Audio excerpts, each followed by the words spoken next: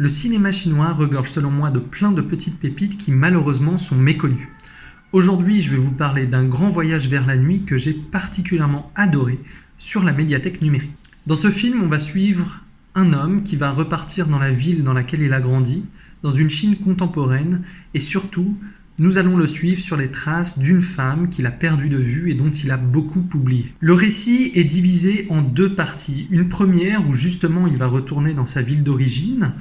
On va être pas mal perdu entre les phases actuelles et les souvenirs qu'il peut avoir. C'est surtout un prétexte à plein d'idées, de réalisation, de mise en scène, d'ambiance visuelle et sonore, bref, c'est vraiment un terrain d'expérimentation. Alors je dis ça, mais la deuxième partie également, puisqu'il s'agit d'un long plan séquence de 45 minutes, voire même plus si je me trompe pas.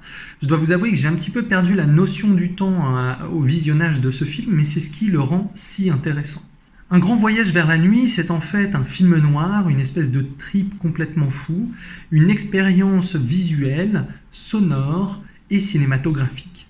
Bref, si vous êtes à la recherche d'un film qui sort de l'ordinaire, si vous êtes amateur de films un petit peu curieux, eh bien je vous le recommande et il est disponible en streaming depuis le site des médiathèques. Bon visionnage.